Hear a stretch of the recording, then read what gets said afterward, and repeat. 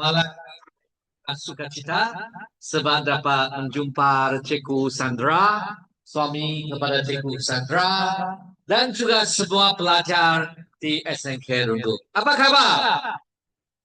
Apa kabar? Haleluya! Kalau saya cakap haleluya, kamu cakap puji Tuhan. Haleluya! Haleluya! Haleluya, haleluya, haleluya, haleluya, puji Tuhan. Haleluya, haleluya, haleluya, haleluya, puji Tuhan. Puji Tuhan. Puji Tuhan. Puji Tuhan. Puji Tuhan. Kita puji Tuhan. Apa sebab kita memuji Tuhan? Sebab Tuhan adalah Tuhan yang baik dan Tuhan membawa kita kehidupan yang limpah dan kekal. Saya dilahirkan dalam satu keluarga yang tidak beriman Kristus Yesus. Sejak saya kecil, saya masih ingat dalam rumah saya ada pahala yang besar. Rumah kamu ada pahala? Kalau ada, angkat tangan. Okey. Ada yang belum sekeluarga percaya Kristus Yesus lah, maka ada pahala. Pahala yang rumah saya itu besar sekali. Hitam besar. Wah, kagum sekali. Tiap-tiap hari saya ada dengar, ada merasai persembahan dari ahli keluarga untuk pahala.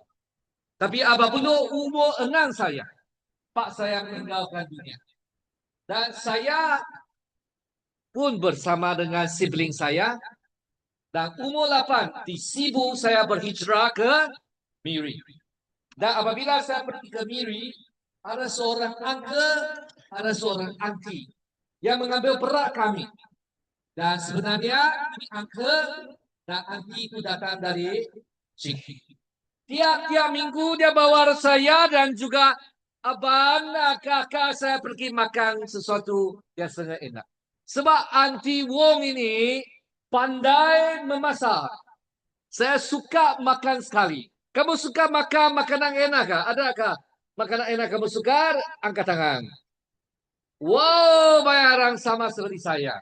Umur saya 8 saja. Maka saya suka bersama dengan Uncle Wong dan juga Auntie Wong. Siapa Uncle Wong sebenarnya? Sebenarnya Uncle Wong adalah pengurus untuk abang saya yang sulung itu. Di mana abang saya bekerja di dalam satu syarikat kabar. Kita tahu Bono Post, tapi dia bekerja di satu daily news yang mungkin tidak kenali oleh orang di Kuching dan lagi Cina. Ini dari sendirian berapa? Dan abang saya umur 18 saja. Dia perlu jaga adik saya ini, bongsu. Lagi abang satu, kakak satu, lagi ada satu abang lah. Jadi umur 18 boleh jaga. Boleh? Wow, dia begitu berani untuk menjaga kita. Dan kak saya umur 16 pun mulai kerja. Kak saya masa untuk saya. Bang saya mencari uang. Tapi apa yang saya mau sampaikan ialah Angkoro masih ingat? Ya bawa kita main sini main sana. Nanti lalu baru kami pergi ke gereja. Dan sekian lama saya menyertai gereja. Sekian lama saya suka cita. Adalah ada kala nakal. Oh, akan ceminganga sempat dalam manusia. Tapi dituduh oleh guru. Semasa saya kecil nakal sekali. Lagi buruk cakap sesuatu. Judi juga ada kalau mulai pergi gereja. Tapi Tuhan membawa saya perubahan sekian. Nah, pada umur 32 saya pergi ke seminari untuk belajar geologi. Dan saya berhasrat untuk menjadi seorang pendeta untuk membawa tinju kepada Bangkok. Dan saya sangat terima kasih Cikgu Sandra dan suami beliau memberi saya peluang untuk saya berkongsi Kristus Yesus. Haleluya! Setiap kawan kali ini, saya harap kamu ada satu buku kuning ini. Boleh? Yang belum ambil, sila datang ambil. Semua orang saya kasih. satu buku kecil ini. Boleh? Ambil. Dipersilakan.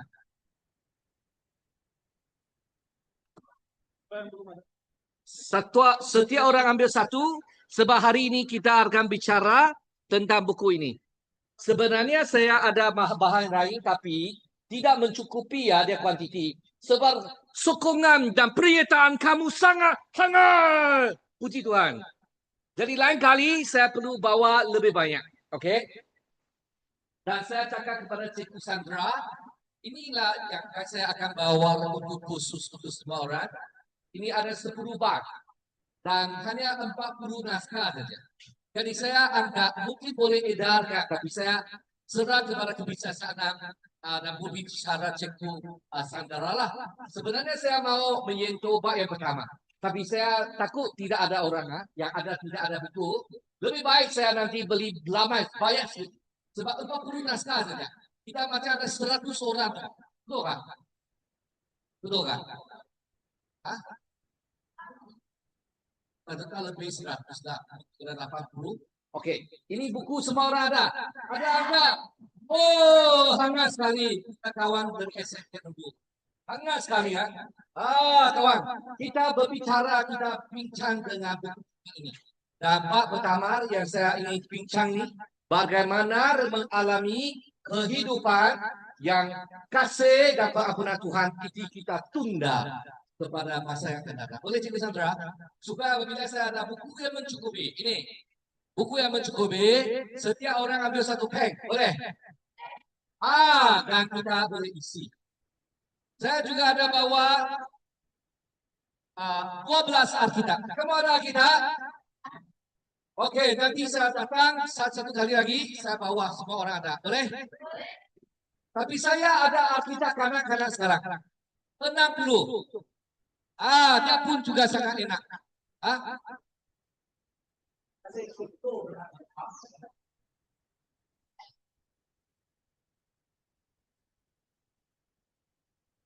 Okey. Saya juga serah kepada juri bicara Cikgu Sandra nanti untuk tidak 60. Tidak ada 60. Tapi yang belum ada boleh ambil balik. Jadi saya harap setiap orang, wow, bagus ada gambarnya. Bagus. Oh, sangat baik. Tapi saya serah kepada juri bicara Cikgu Sandra untuk edar kepada kami. Jadi saya akan menggunakan masa lebih kurang 40 minit. Sekarang jam berapa sudah? Okey. Sekarang sudah 7.40. Saya akan kongsi dengan kamu sampai 8.20 dan selepas itu saya serah masa kepada Cikgu Sandra untuk edarkan apa-apa yang Cikgu fikir sesuai. Dan apabila saya datang untuk bulan Ogos, saya akan bincang dengan kamu bab yang pertama dan bawa Alkitab yang secukupnya. Jadi saya untuk Cikgu Sandra, saya mau datang, saya mau ambil Alkitab, saya mau belajar firman Tuhan. Datang dengan berurusan. Okey? Saya ada 10 bab ya.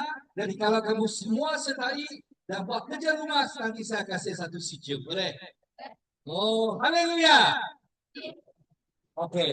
Tidak kira kali ini ya, sebab kali ini saya berbicara dengan tempat hukum Tuhan. Okey, semua orang ada sudah? Tempat hukum rohani ada ya? Okey, kita buka surat muka surat punya muka. Buka surat punya muka. Apa maksud buka surat punya muka? Buka.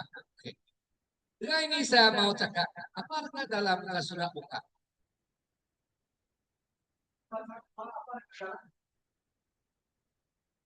Dia akan cakap apa? Ini sini cakap.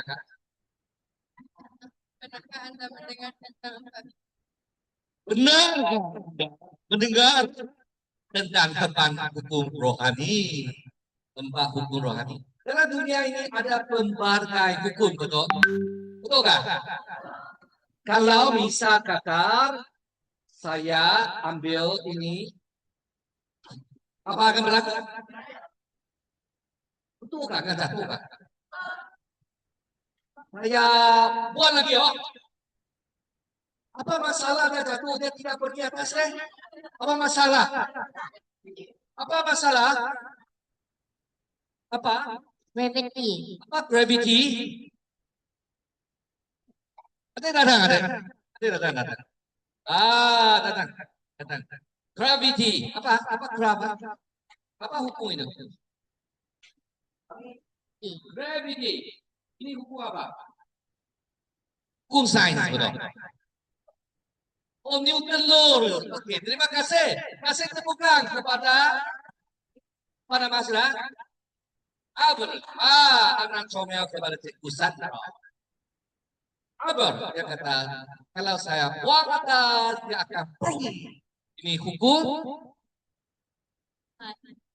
Tuhan, oh. Wah, ini ada jawaban yang berlainan, oh. Oke, dialah dia kata betul, sebab ini ada wahyu Tuhan secara umum, di mana kita boleh ketahui dalam sains. Di mana Cikgu Sandra kasih kata nama khas. Itu adalah teori apa? Newton. Nanti apa nih? Terangkan sedikit. Cikgu, perkenalkan kamu. Terangkan sedikit. Apa itu, Pak? Tentu everybody. Apa sebenarnya itu?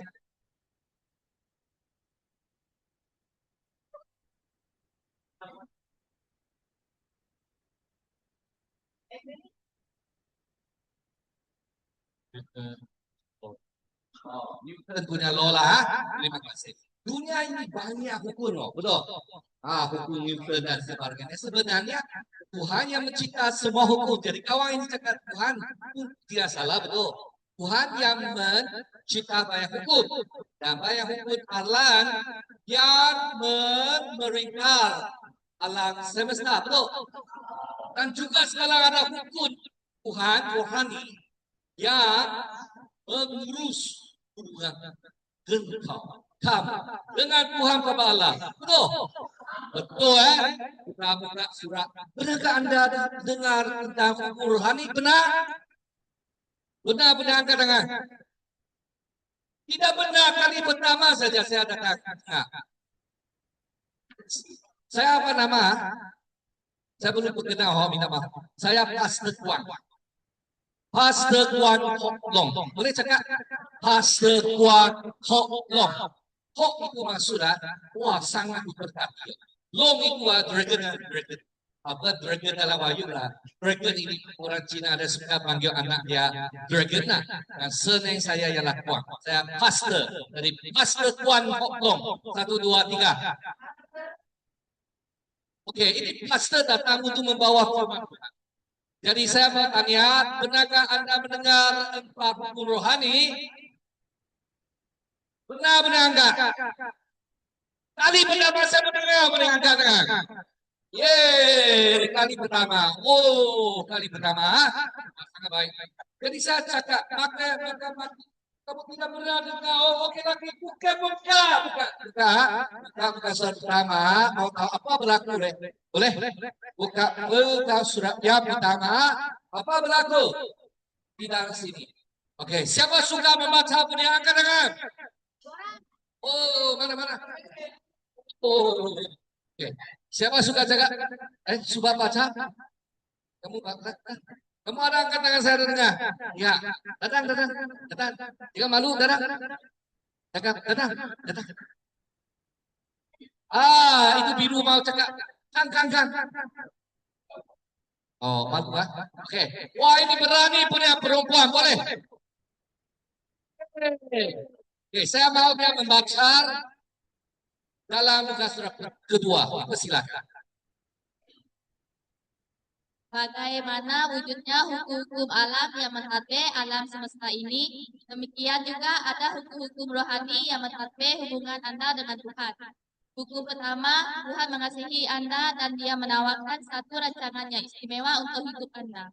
Bukan surat ketiga. Tuhan, oleh sebab Tuhan amat mengasihi dunia ini, Dia telah memberikan anaknya yang tunggal supaya setiap manusia yang mempercayainya tidak akan binasa, tetapi beroleh hidup yang kekal. Rancangan Tuhan, Kristus berkata, Aku datang supaya mereka beroleh hidup dan memperolehinya dalam segala kelimpahan. Hidup yang berarti dan penuh kebahagiaan. Sebab keberanian kamu, Cikgu, mau kasih Alkitab kepada kamu. Yeay! Jadi lain kali kita menjadi orang yang berani, ada kita Tapi jangan susah hati ya. Semua orang akan dapatnya, lampak ataupun tepat saja. Sebab 12 ini kita kasihlah itu bicara cikgu Sandra. Oke, apa yang tadi cikgu berarti apa nama apa sama nama belum kenal. Saya kelas sekuan belum, boleh? Sudah Rachel. Oh, sudah Rachel dia punya nama agak luar biasa. Sudah Rachel. Terus, Sudan Susan Richard. Oh, Susan Richard. Oke. Puji Tuhan. Apa yang Susan Richard baca? Dia kalau kata dia ada hukum Allah yang mengetahui dunia ini. Sama juga ada hukum rohani yang mengetahui hubungan kamu dengan Tuhan Bapa Allah. Dan Tuhan ada satu rancangan untuk kamu. Apa rancangan?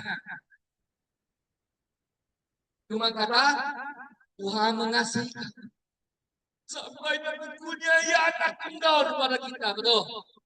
Oh, supaya percaya Yesus tidak akan binasa, tetapi memperoleh kehidupan yang abadi, yang kekal, betul? Dan Yesus Kristus datang bukan saja mempunyai kehidupan kekal, tetapi melimparkan kehidupan kami. Sukacita? Jadi kawan-kawan di sini dah beritahu Tuhan mau memberi kamu sukacita. Sentiasa kamu kita cari. Tuhan mau membawa pengharapan kepada kamu. Sentiasa kita penuh asa. Tuhan mau membawa kamu kepada keterangan. Jauh daripada setan dan tabe dari berbagai tabe yang jahat. Betul. Tapi sentiasa kita disekat Kristen. Kekalahan lagi terhadap reform. Ada? Tidak boleh lepas. Kalau tidak ada televisi boleh hidup tak?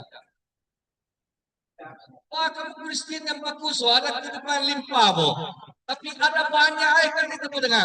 Kita pun tahu kan, banyak remaja ada tidak ada boleh hidup tanpa handphone. Betul kan? Oh, kalau mama ada ujian mau ambil daripada handphone, ya marah. Tidak boleh. Kita mesti ada handphone. Oh iya. Jadi itu bagi sekarang. Ada orang dia betul-betul tidak dapat kehidupan yang limpah. Hukum kedua, memberitahu mengapa orang tidak mempunyai kehidupan yang limpah. Kalau kamu dalam Tuhan, patut kamu limpah, patut kamu sukacita, patut kamu terang, patut kamu ada kasih dan sayang. Tapi mengapa banyak orang tidak dapat menikmati kehidupannya limpah? Apa sebab? Saya perlu menjemput kawan kedua untuk membaca hukum kedua. Siapa mau berani angkat tangan dan datang ke hadapan? Ibu silakan. Ye, ada ini datang. Kita kasih tepuk tangan bangsa kita. Ye, kasih ye. Oh, ahli Sultan Negara. Ibu silakan. Baca hukum yang kedua. Memberi penjelasan bagaimana, mengapa banyak orang tidak dapat menikmati kelimpahan yang Tuhan rancangkan. Ya, dipersilakan. Hukum kedua, manusia berdosa dan berpisah daripada Tuhan. Oleh itu, dia tidak boleh mengetahui dan mengalami pisah dan rancangan Tuhan untuk hidup. Teruskan. Manusia berdosa. Semua manusia telah berdosa dan jauh daripada kemuliaan Tuhan. Roma 3 ayat 23. Manusia telah dicipta untuk menikmati persekutuan dengan Tuhan, tetapi oleh sebab kekerasan hatinya, manusia memilih jalannya yang tersendiri sehingga persekutuannya dengan Tuhan terputus.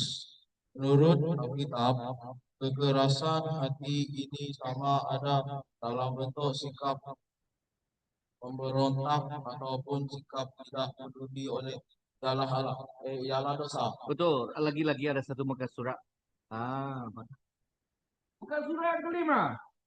Manusia terpisah sebab upah dosa ialah maut. Perpisahan rohani daripada Tuhan. Roma 6 ayat 23. Lihat gambar ajar. Kita pernah adik mau baca. Gambar raja ini menunjukkan bahwa Tuhan kudus dan manusia berdosa. Satu jurang memisahkan mereka. Anak-anak panah menunjukkan bahwa manusia tiba dengan sedaya upayanya untuk mencari Tuhan dan hidup yang berkelimpahan melalui hidup yang baik, falsafah ataupun agama. Terima kasih. Apa nama kamu? Victor Waiza.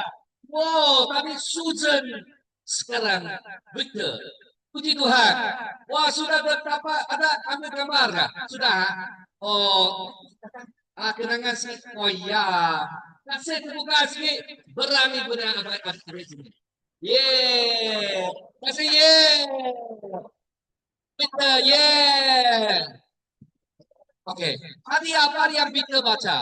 Yang menguraikan situasi manusia yang sebenar. Yang kenapa? Manusia itu apa? Berdosa ya. Oh ya, mengapa manusia berdosa ya? Mengapa manusia berdosa? Ada kawan datang di belakang dan memberitahu. Mengapa manusia berdosa? Apa maksud berdosa? Apa maksud berdosa? Siapa ada orang kesilapan adalah dosa, betul ya?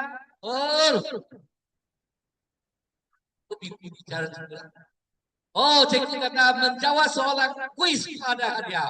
Puji Tuhan. Oke, sini lagi ada seorang kata. Apa maksud dosa? Perlakuan yang tidak baik. Suatu kelakuan yang tidak baik. Betul, dosa. Macam apa? Macam mencuri lah. Betul. Membunuh. Lagi apa? Melompat, menipu. Minta maaf, minta maaf. Jadi ini biasa orang kata ini berdosa. Tapi dari mata Tuhan apa maksud berdosa? Yaitu kita tidak dapat mencapai kesempurnaan Tuhan. Itu berdosa. Jadi semua orang adalah berdosa. Setujui? Roma 3:23 kata semua manusia berdosa. Kalau saya kerja saya ada upah. Kalau saya berdosa saya ada upah. Ada. Orang yang berdosa apa upah dia? Mau. Apa maksud mau? Adakah saya mencuri? Tiba-tiba saya mati. Tidak. Mungkin tapi tidaklah. Pada biasa kamu lebih mencuri lebih banyak kaya. Lebih melompat lebih kaya. Lebih melompat lebih kaya. Lebih mencuri lebih banyak uang lagi. Wah, kaya raya. Wah. Buka pada cara. Tapi kamu ini orang dosa. Kamu ini sudah berpisah dengan Tuhan. Apa maksud mau? Mati di dalam Alkitab apa maksud?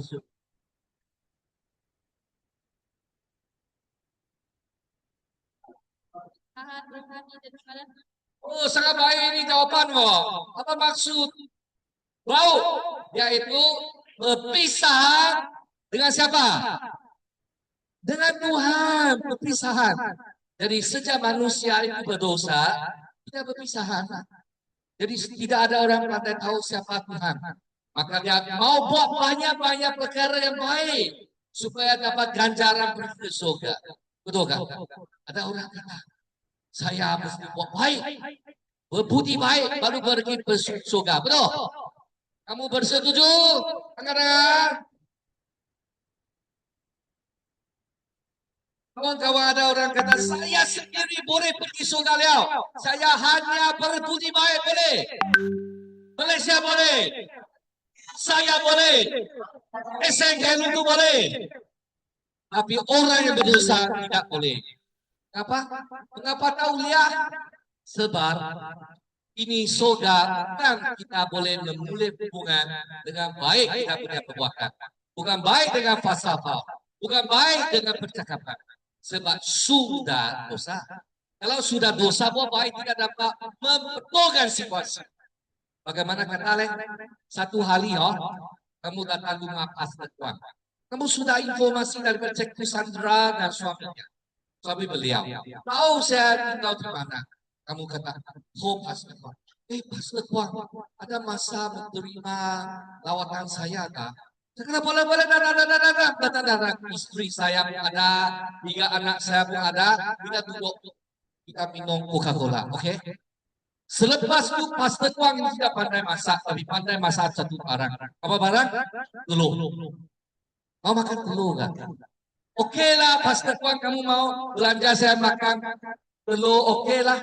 Saya sangat suka. Saya suka. Saya masak telur. Simpan 1, ya tidak cukup. Simpan 2, tidak cukup. 3 lagi, 4, 5 lagi. Tiba-tiba saya simpan yang ke-6.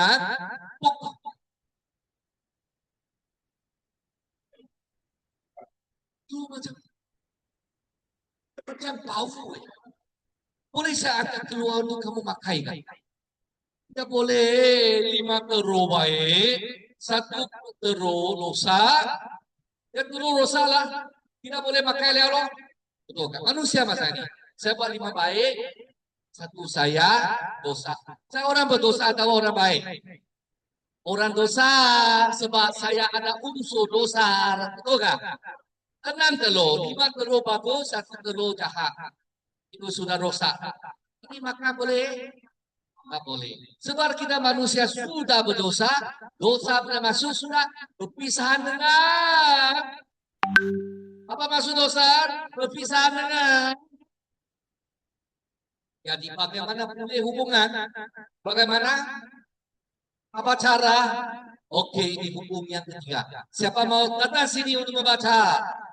Datang, cepat. Siapa dulu? Oh, ini ya, ini boy. Ini saudara yang baca hukum kita. Dengan apa bahasa dan kaya yang kamu pandai? Presentkan. Hukum ketiga ialah Yesus Kristuslah satu-satunya jalan yang Tuhan berikan untuk menyelesaikan masalah dosa manusia. Melaluinya, Anda boleh mengetahui dan mengalami kisah, kasih, dan rancangan Tuhan untuk hidup Anda. Dia mati bagi pihak kita. Tetapi Tuhan telah menunjukkan betapa kasihnya kepada kita dengan kematian Kristus bagi pihak kita walaupun pada ketika itu kita masih berdosa. Roma 3 ayat 8. Dia bangkit daripada kematian. Kristus mati karena dosa kita. Dia dikebumikan. Dia dibangkitkan pada hari ketiga. Menurut Alkitab, dia memperlihatkan dirinya kepada Petrus dan kemudiannya kepada 12 orang rasulnya. Setelah itu, dia memperlihatkan dirinya pula kepada lebih daripada 500 orang pengikutnya. 1 Korintus 15 ayat 3 hingga 6. Dia jalan tunggal pada Tuhan. Yesus menjawab, "Akulah jalan, kebenaran dan hidup. Tiada sesiapa pun yang boleh datang kepada Bapa kecuali melalui aku." Yohanes 14 ayat 6. Gambar raja ini menunjukkan bahwa Tuhan telah menjembatani jurang antara manusia dengan dirinya dengan mata anaknya Yesus Kristus supaya mati di atas salib bagi pihak kita demi menebus kita daripada dosa. Sangat baik. Apa nama kamu? Nelson dah. Oh, kasih tepuk tangan Nelson. Saya hari ini kenal 3 kawan. 1 panggil Susan, 1 panggil Peter, 1 panggil Nelson. Sama-sama. Tadi Susan baca dan kata Tuhan kasih kita pertama. Oh, tak ada rancangan untuk kita memulih kehidupan yang kekal dan limpah. Kita beritahu tidak masalah manusia besar, berpisahan dengan Tuhan. Nelson beritahu jawaban. Bagaimana selesai? Lalui satu juru selamat. Siapa? Yesus Kristus. 1, 2, 3. Yesus Kristus. Satu juru selamat. Ada orang dia tahu. Kamu tahu Yesus itu? Saya tahu. Bagaimana kau tahu? Siapa Yesus? Yesus itu ialah Yesus Kristus. Kawan, saya tanya kamu, siapa Yesus? Saya sudah kata Yesus itu ialah Yesus Kristus. Saya tanya, siapa Yesus Kristus? Oh, Yesus Kristus adalah Yesus Kristus adalah Tuhan daripada surga. Joy to the world, the Lord is come. Let us rejoice, rejoice. Salah aja. Oke. Maksudnya Tuhan akan datang ke surga. Dan sedunia mau sukacita. Sebab Tuhan Yesus Kristus datang.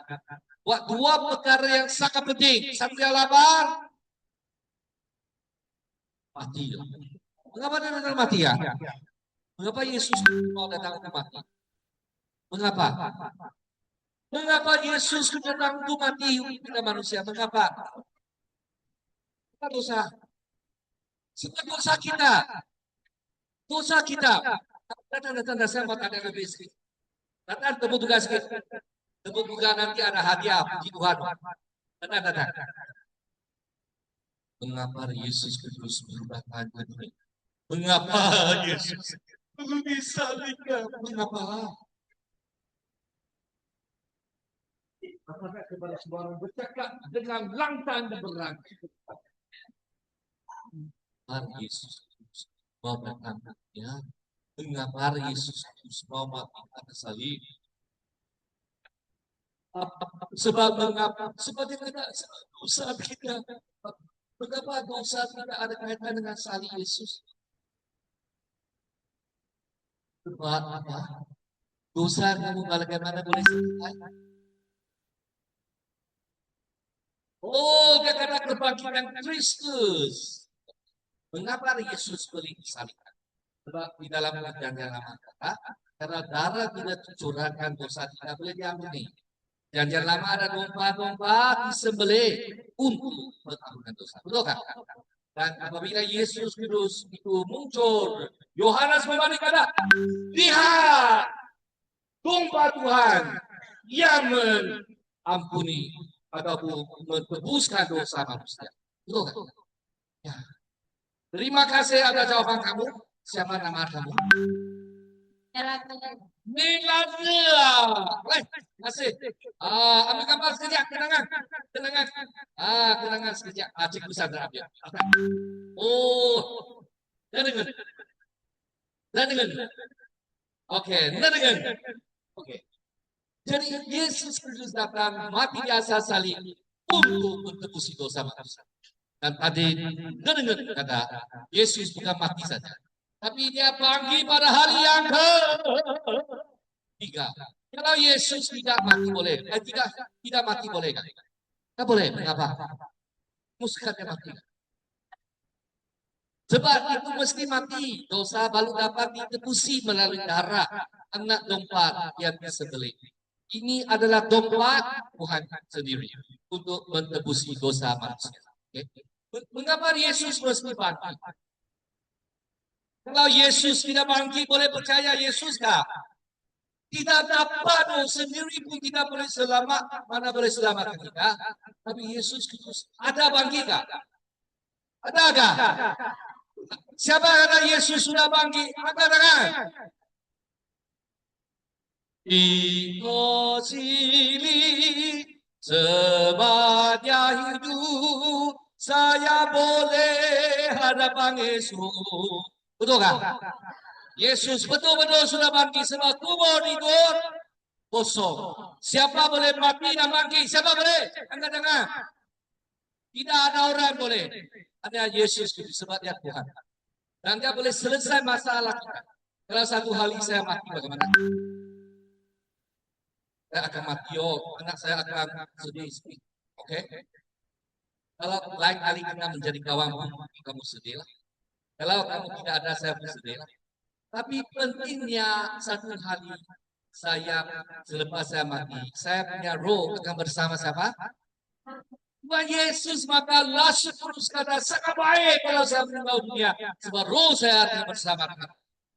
Nah, apabila Yesus Kudus datang balik kembali, badan kita juga akan dibangkitkan bersama dengan roh yang bersama Tuhan Yesus. Baguskah? Kamu mau percaya Yesus kah? Itulah. Sama cakap, itulah. Itulah. Apa itulah? Kita minta seorang datang untuk membaca buku keempat. Dipersilakan. Satu pelajar yang berani Puji Tuhan. Silakan membaca buku 4. Dipersilakan. Hukum 4. Kita mesti menerima Yesus Kristus sebagai penyelamat dan Tuhan kita secara pribadi. Dengan demikian, kita boleh mengetahui dan mengalami kasih dan rancangan Tuhan untuk hidup kita. Kita mesti menerima Kristus, tetapi bagi mereka yang menerima dan mempercayainya, diberikannya hak untuk menjadi anak-anak Tuhan. Yohanes 1 bagi ayat 12. Kita menerima Kristus melalui iman. Dengan rahmat Tuhanlah Anda telah diselamatkan melalui iman dan bukannya melalui usaha diri Anda. Ini adalah kurnia Tuhan, bukan hasil usaha-usaha tertentu. Maka tiada siapa pun yang boleh memegah-megahkan diri. Efesus 2 bagi ayat 8 hingga 9. Apabila kita menerima Kristus, kita boleh mengalami kelahiran baru. Kita menerima Kristus dengan menggunakan secara pribadi. Kristus berkata, "Dengar, aku berdiri di hadapan pintu dan mengetuk. Sekiranya sesiapa yang mendengar suaraku dan membuka pintu, aku akan masuk ke dalam." Wahyu 3 bagi ayat 20. Menerima Kristus melibatkan pertobatan dan mempercayai bahawa Kristus akan masuk ke dalam hidup kita untuk mengampunkan dosa kita dan menjadikan kita manusia yang mengikut kehendak-Nya. Hanya bersetuju bahawa Yesus Kristus ialah anak Tuhan dan Dia mati di atas salib kerana dosa kita adalah tidak mencukupi. Begitu juga dengan pengalaman emosi. Kita mesti menerima Yesus Kristus melalui iman sebagai tindakan nekat kita. Kedua-dua bulatan ini menggambarkan dua jenis hidup. Satu, hidup yang dikuasai si aku. Aku bertakhta dalam hidup, Kristus di luar hidup. Semua keinginan dikuasai diri sendiri, selalunya menghasilkan kekacauan dan kekecewaan. Kedua, hidup yang dikuasai Kristus. Kristus bertakhta dalam hidup. Aku menyerah kepada Kristus. Semua keinginan dikuasai Tuhan, menghasilkan keharmonian dan rancangan Tuhan. Baik. Ada apa nama? Felicia ya. Felicia. Paknya Cikgu Sandra ada satu hadiah mau kasih kamu. Felicia, kita ambil gambar bersama. Tuhan. Tapi Suzana yang kata Tuhan ada rancangan memberi kamu kehidupan kekal dan limpah. Fitnah kata sebab manusia ini berdosa berpisah dengan Tuhan tidak tahu bagaimana lo. Nanti dia usah beritahu ada jalan. Satu-satu jalan yaitu Yesus Kristus. Denusia. Pada mana? Betul? Denusia kadar. Bagaimana boleh menyakarkan iman dalam Kristus Yesus? Yaitu kita percaya kepada Yesus.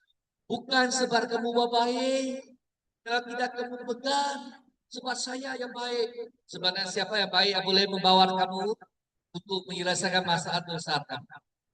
Yesus Kristus. Bukan karena tidak mau baik. Baik ini memang tanggung jawab kewajiban sebagai pengikut Yesus. Saya mau tanya, apakah orang kamu? Orang pertama duniawi. Duniawi bagaimana? Belum ada Yesus. Yesus di mana? Di luar hati saya. Saya tidak pernah menerima Yesus. Ini siapa mentakta dalam jiwa saya? Aku rasa diri. Yesus di luar pintu hati saya. Buat apa? Saya takkan. Saya adalah bos. Yesus masih di luar jiwa kamu. Ini panggil orang duniawi, bukan Kristen. Ada orang yang belum percaya Yesus, angkat tangan. Siapa sudah percaya Yesus, angkat tangan. Siapa percaya Yesus? Wow, banyak. Oh. Oke, saya mau tanya kamu Kristen bagaimana benar? Ada satu jenis cara Kristen rohani. Apa maksud? Trust and obey. Other no is no way to be happy, Jesus, but to trust and obey. Saya hanya ada satu ungkapan dalam jiwa. Taat dan sanda dan taat. Saya tiap hari itu Yesus, betul kan? Ini puji Tuhan. Siapa bawa menjadi raja untuk jiwa saya? Siapa? Siapa raja?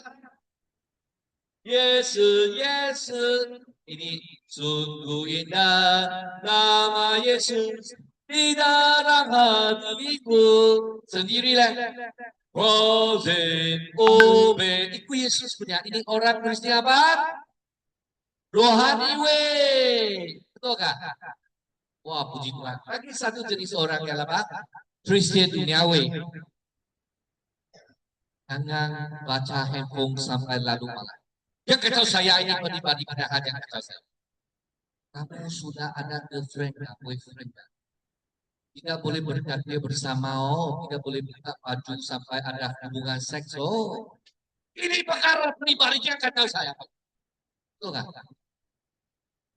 Aku mama aja, jangan sia-sia guna uang, uang tidak senang cari, Apa ini saya sendiri punya?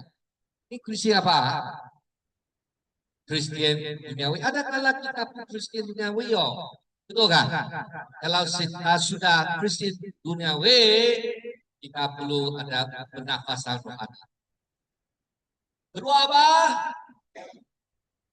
Kedua apa? Kalau kamu keluar apa? Apa? Kata sains apa? Abodionisaya. Abodiosai. Kalau kamu seraba, kalau serah oksigen. Kalau kamu hembus keluar, betul? Hembus keluar. Itu ada sesuatu yang tidak baik. Maksudnya kita akui dosa lah. Dan selepas kita menghapus yang ada itu baik punya oksigen. Itu kita biar roh terus yang membimbing jiwa kita. Jadi kawan, kalau kamu tidak pernah percaya Yesus, kalau sudah kamu percaya Yesus, tapi kehidupan kamu sia-sia saja, paling kita datang kepada surat yang ke-10. Benarkah kamu katakan kepada Yesus, oh Tuhan Yesus, kalau tidak ada Yesus saya pergi neraka, saya akan binasa selama. Saya mau percaya Yesus. Oh Yesus, benarkah? Benarkah? Benar-benar angkat tangan. Tidak benar-benar angkat tangan. Ada orang tidak benar pun tidak benar. Ada orang tidak ada benar pun tidak ada benar. Tidak ada jawaban. Oke, saya mau cakap, mari kita baca ayat 10. Untuk buka surat 10, sama-sama kita baca. Anda sama-sama baca. Anda boleh menerima Kristus saat ini. Juga dengan berdoa berdasarkan iman. Tuhan mengetahui isi hatimu. Yang lebih mementingkan sikap hatimu daripada kata-katamu. Berikut menukarkan satu doa yang disarankan. Tuhan Yesus, aku memerlukan Engkau. Terima kasih kerana mati di atas saya untuk mengampunkan dosa-dosa. Aku membuka pintu hatiku dan menerima Engkau sebagai penyelamat. Dan Tuhan, terima kasih kerana memberi hidup yang kekal kepadaku. Jadikanlah seorang pribadi mengikut kehendak-Mu. Amin.